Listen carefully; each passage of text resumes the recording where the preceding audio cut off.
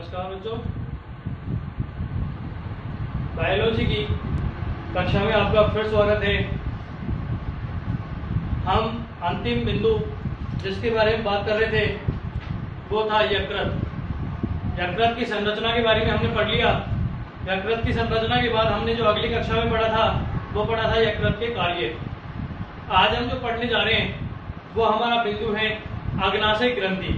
किसके बारे में पढ़ने जा रहे हैं हम? अग्नाशय के बारे में पढ़ने जा रहे हैं, जिसको हम पैंक्रियाज के नाम से भी जानते हैं। किसके नाम से? पैंक्रियाज के भी नाम से जानते हैं। तो हमारी जो कक्षा है वो कौन सी है? बायोलॉजी की।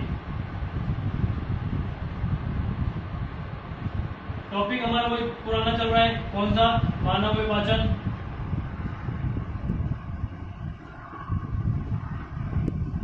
हमारा मुख्य बिंदु ये है। इसके अंतर्गत हमने क्या पढ़ लिया? आहार नाल के बारे में हमने पढ़ा। उसके बाद हमने उसकी क्या पढ़ा? अब जो यकृत के बारे में हमने कल पढ़ा था, आज हम पढ़ने जा रहे हैं अग्नाशय के बारे में।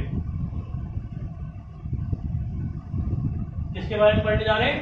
अग्नाशय के बारे में पढ़ने जा रहे हैं, जिसको हम पैंक्रियाज भी कहते हैं। PANCREAS।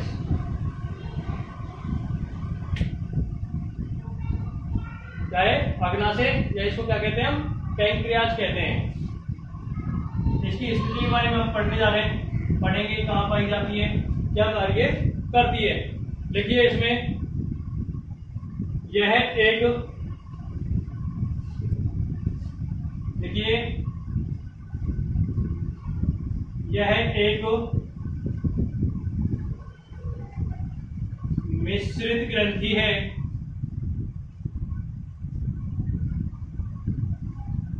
यह एक मिश्रित ग्रंथि है।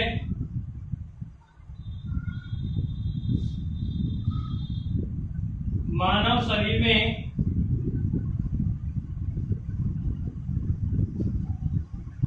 यह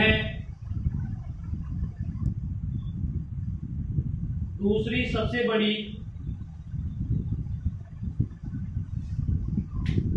मानव शरीर में यह दूसरी सबसे बड़ी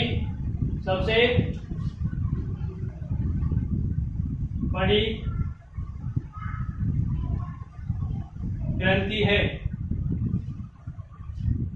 सबसे बड़ी कौन सी थी? यकृत। उसके बाद अब कौन सी है दूसरे नंबर पर? पैंक्रियाज या अग्नाशय ग्रंथि। लिखिए इसमें, इस ग्रंथि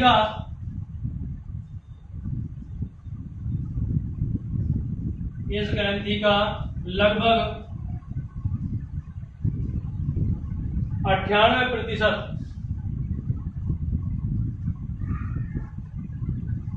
भाग बहिर्स्रावी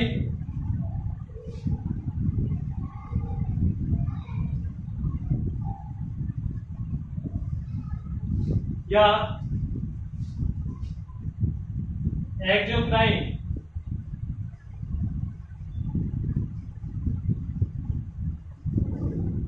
इस ग्रंथि का लगभग 98% भाग क्या कहलाता है? बहिर्स्रावी कहलाता है या एक्सोक्राइन कहलाता है। एवं जबकि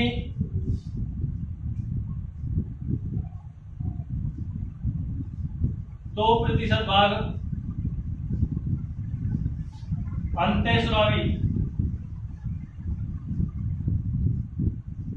अंतःस्रावी या एंडोक्राइन। दोनों का नाम देख लेना। बहिर्स्रावी क्या कहते हैं? एक्सोक्राइन। और अंतःस्रावी को क्या कहते हैं? एंडोक्राइन।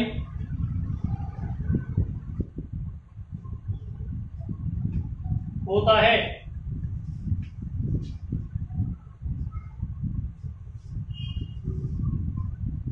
ठीक है, क्लियर? क्या है? अग्नाशय। किसके बारे में पढ़ रहे हैं हम? अग्नाशय यानी पैंक्रियाज के बारे में पढ़ रहे हैं कि यह एक मिश्रित ग्रंथि है। मानव शरीर में यह दूसरी सबसे बड़ी ग्रंथि होती है।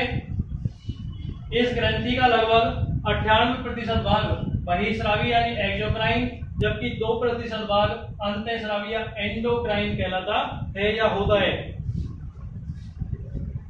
ठीक है, देख लीजिए आप, दिख रहा होगा स्पष्ट। नहीं नोट किया हो तो नोट कर लो, ठीक है। अब मैं मिटा रहा हूं, आगे देखिए फिर इसी में आगे लिखेंगे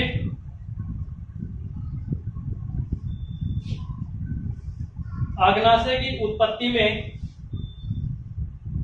स्टार लगा लीजिए, अग्नाशय की उत्पत्ति में एंडोडर्मल पाई जाती है,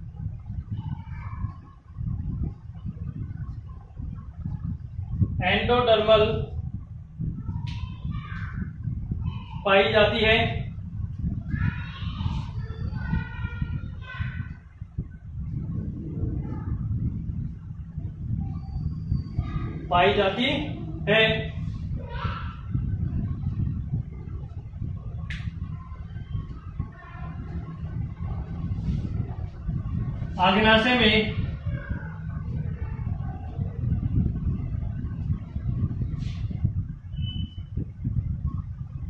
दो प्रकार की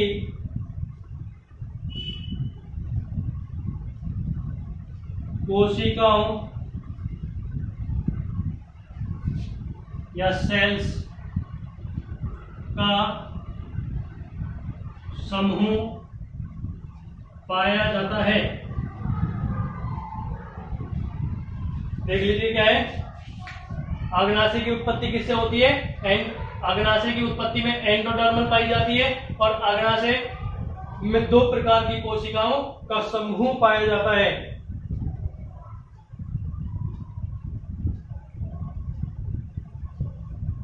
कौन कौन सी है, पहले लिखिए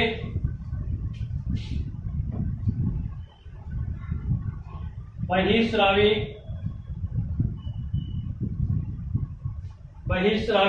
एसिनाई,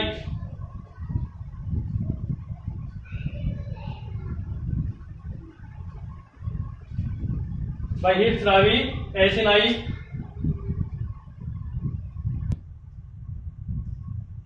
कोष्टक में आप लिख सकते हैं एक्सोक्राइन एसिनाई, लिखिए इसमें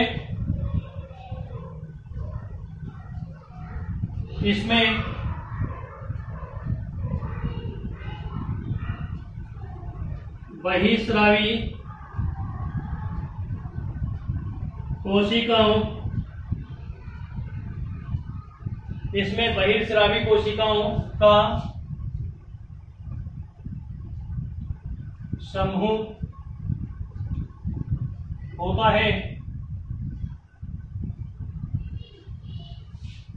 होता है,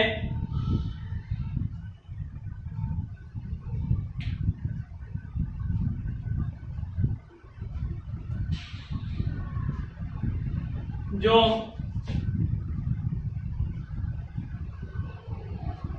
मुख्यतः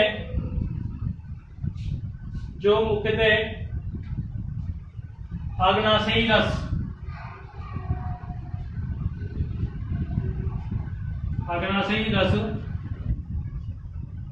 स्रावित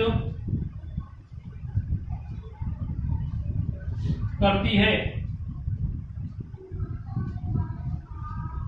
कौन करती है, बहिस्रावी एसिनाई क्या करती है, अग्नाशयी रस स्रावित करने का कार्य करती है।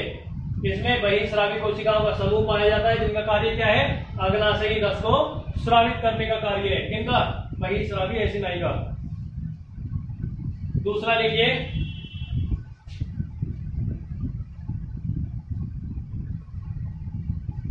अंतःस्रावी एसिनाई या एंडोक्राइन एसिनाई। देखिए इसके अंदर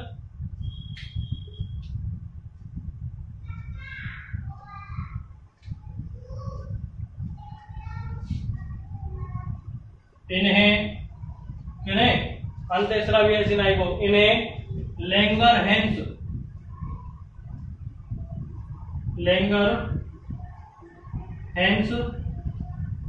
की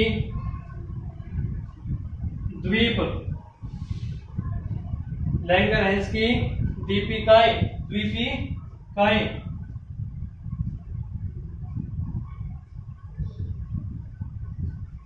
लैंगरहैंस की द्वीपिकाएं भी कहा जाता है।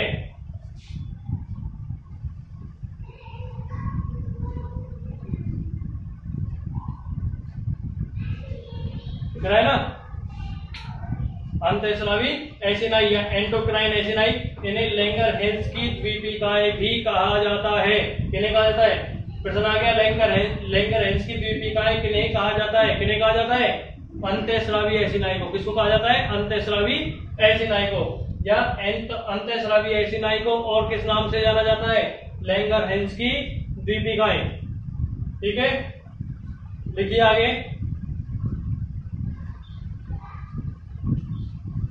इस कोशिकीय समूह में, ऊपर से मिटा रहा हूं, जीरो नहीं,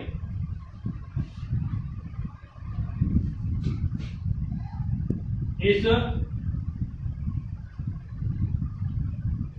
कोशिकीय समूह में मुख्यतः 3 प्रकार की कोशिकाएं पाई जाती हैं।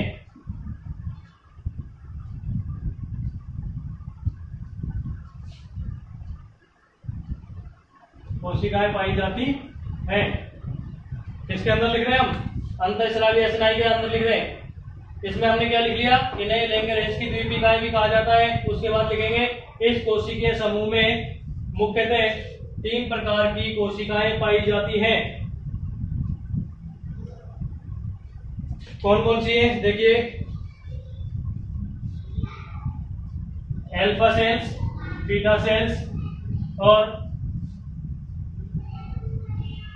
डेल्टा सेल्स या गामा सेल्स। देखिए, नंबर 1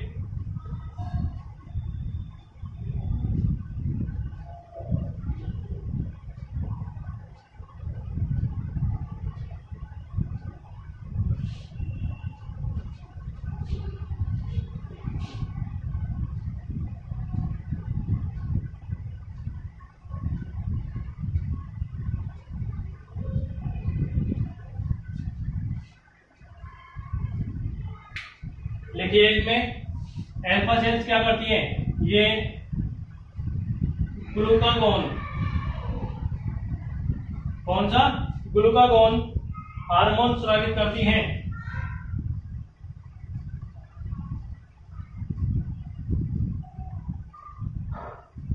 स्रावित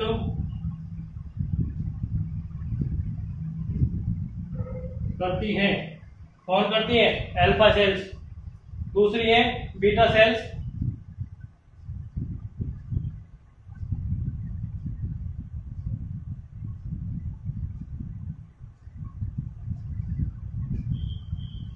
ये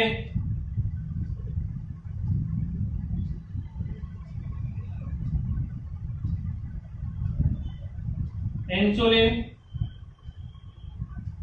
हार्मोन स्रावित करती हैं। तीसरा लिखिए, ये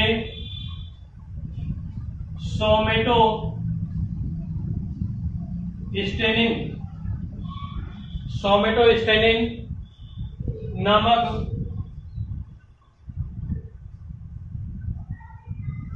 हार्मोन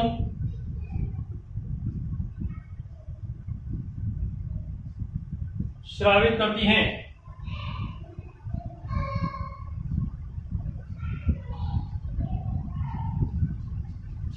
देख लीजिए,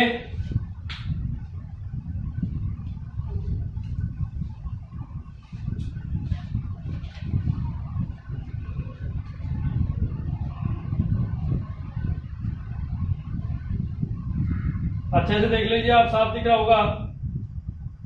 अब हम छोटा सा चित्र बनाएंगे।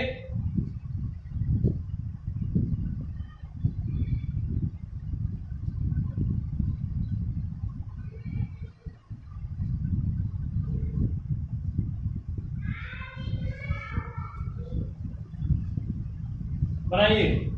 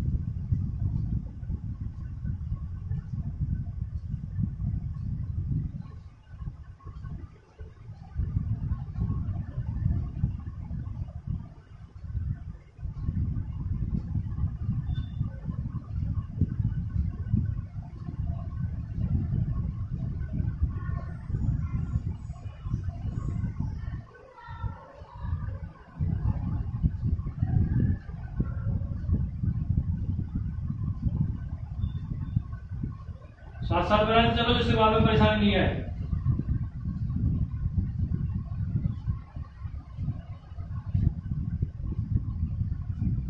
और देखिए, मैं बार बार कहता हूँ आपसे, पेन और नोटबुक साथ लेके बैठे। तो मैं तो यही मान के चल रहा हूँ कि आप लेके बैठते होंगे, इसलिए जो मैं बना रहा हूँ वो आप बनाते चलिए।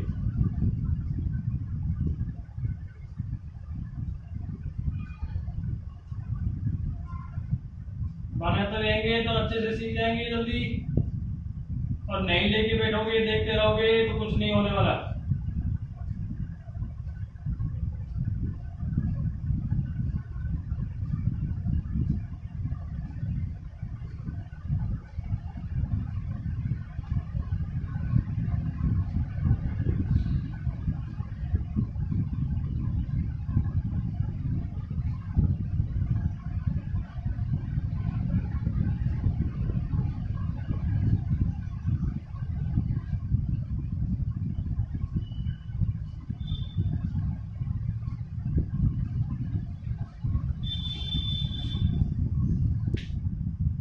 ठीक है,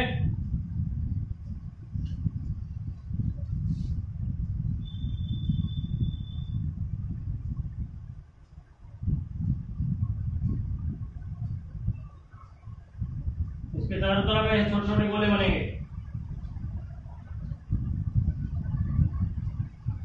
और इनके अंदर भी फिर ऐसे ही भरो आप, जैसे अभी भरे आपने।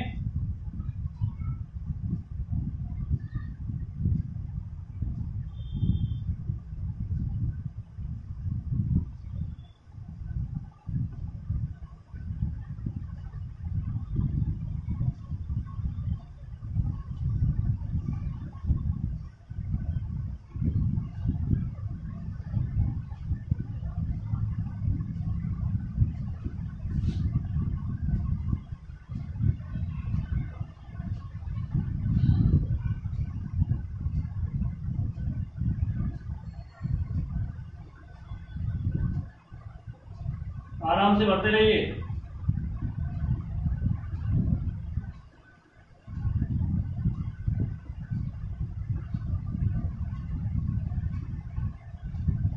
केवल आज के जो बिंदु है, आज के जो हमारा टॉपिक रहेगा वो पैंक्रियाज रहेगा।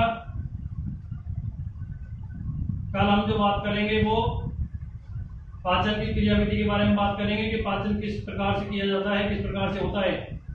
इसलिए चित्र बना लीजिए। आज हमारा जो अंतिम बिंदु है वो पैंक्रियाज ही रहेगा। या इसका दूसरा नाम क्या है, बताएगा कोई? इतनी देर में तो देख के बता देते।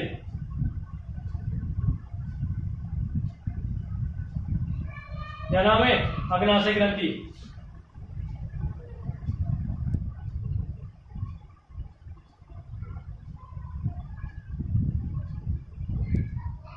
हार्मोन जरूर याद कर लेना इसके कि कौन से भाग से कौन सा हार्मोन स्रावित होता है।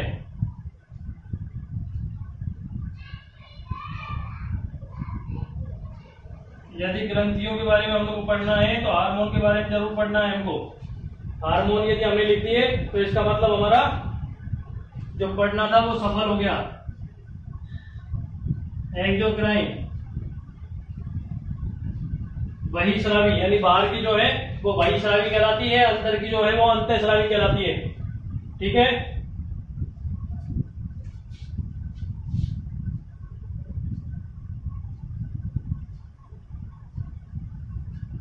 लैंगरहैंस की द्वीपिकाएं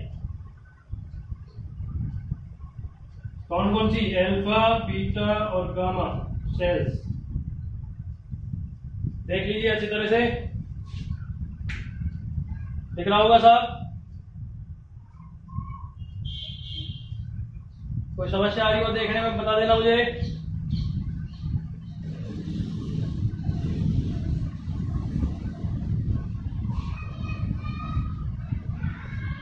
मैं ऊपर लिख रहा हूं, आपको इस चित्र के नीचे लिखना है।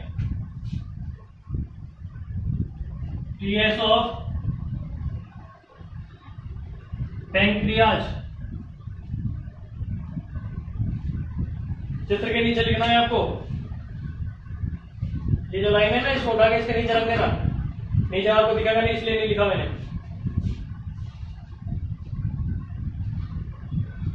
दिख रहा है ना दोनों? ये एक्सोक्राइन लिख रहा है और ये क्या लिख रहा है? लैंगरहैंस की द्वीपिकाएं, अल्फा, बीटा, गामा कोशिकाएं, सेल्स।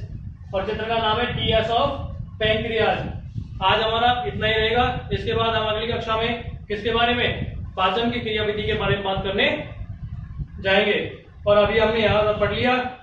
आपको किसी प्रकार की कोई बात समझ में नहीं आई हो तो आप हमें बता सकते हैं। हमारे चैनल को सब्सक्राइब करना ना भूलें, बेल आइकन को दबाना ना भूलें, जिससे प्रत्येक वीडियो की सूचना आपके पास तुरंत पहुंचे और आप किसी भी प्रकार से किसी भी वीडियो से दूर नहीं रहें, समय पे आपकी पढ़ाई होती रहे।